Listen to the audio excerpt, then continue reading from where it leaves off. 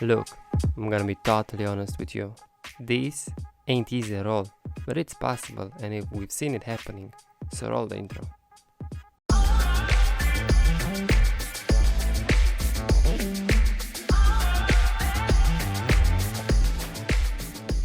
Hello everybody. Today is the day we talk about a very popular subject, and since this channel is all about making, saving and investing money, well, and hopefully not losing it, it's only fair to talk about a side hustle that many of us probably thought about but didn't do it yet. Yeah, it's freelancing. Freelancing is one of those things that you dream of doing it full time because you're too stressed at your 9 to 5 job.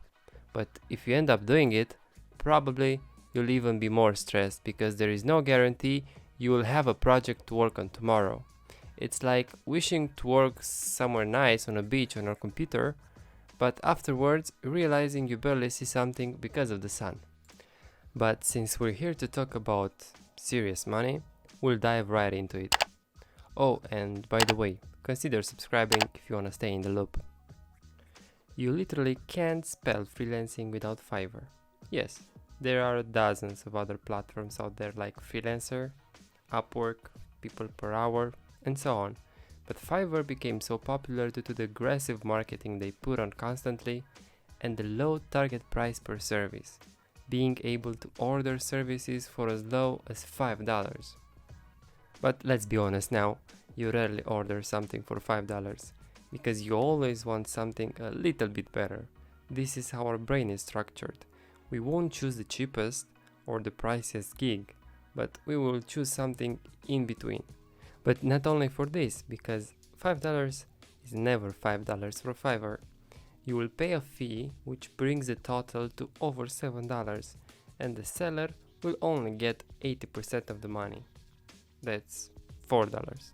Not that great anymore, right? But looking at the bright side, what really stands out is the platform that is so user-friendly and the way it was promoted for creators.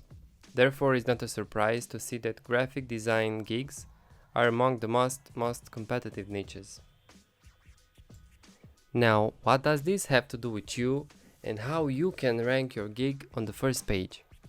A few months ago, I encouraged my girlfriend to start freelancing on the side while still working a 9 to 5 job. It can be a good source of income and experience, but since she's just starting out in the landscaping business and working like this completely remote from the buyer, it was a challenge.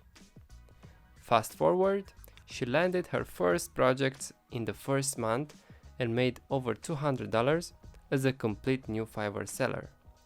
While researching and trying different methods to get in front of the people, we found what matters the most to the algorithm and a few other tips and tricks along the way.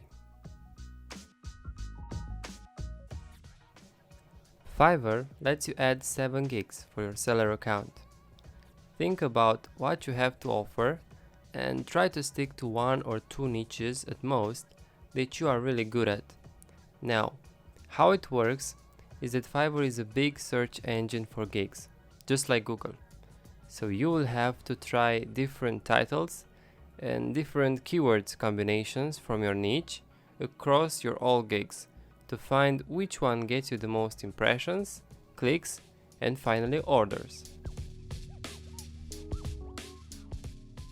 It is mandatory to analyze your competition when creating your gigs and see what they are doing in order to set your gig apart from them, in order to stand out from the crowd. You would actually be surprised how small details can change the perception of a whole portfolio.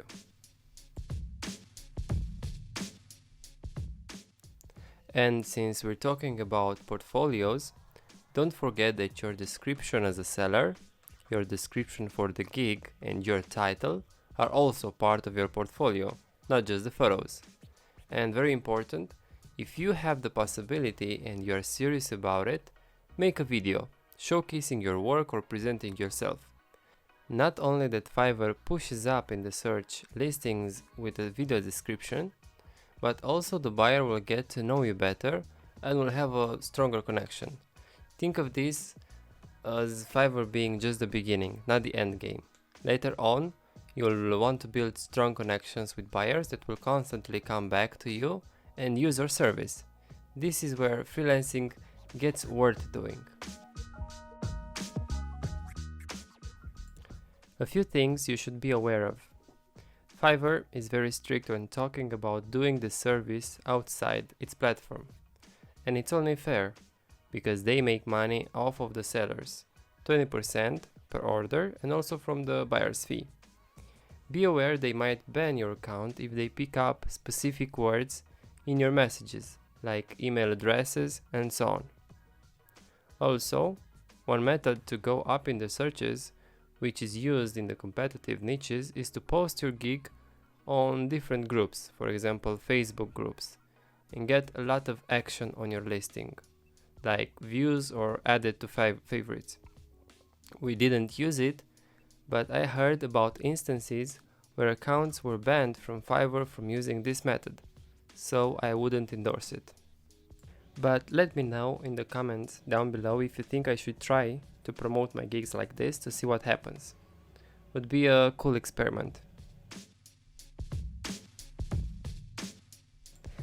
Ultimately, what matters is to have a clean looking gig with low prices at first, so you can get some traction and some reviews that will boost your account. And I'm not joking, my girlfriend had to limit the number of orders in the queue because she wasn't able to fulfill them in time. And as I was saying at the beginning, we really didn't have much hope that landscape designing will be of so much interest on Fiverr. And this is how the dashboard looks like after the first order. Everything started to move faster. There was an increase in impressions and orders. It's like a domino effect. You just have to get started and things will come your way eventually. And yeah, this is pretty much it. This is how we ranked a Fiverr listing on the first page within the first month of the account.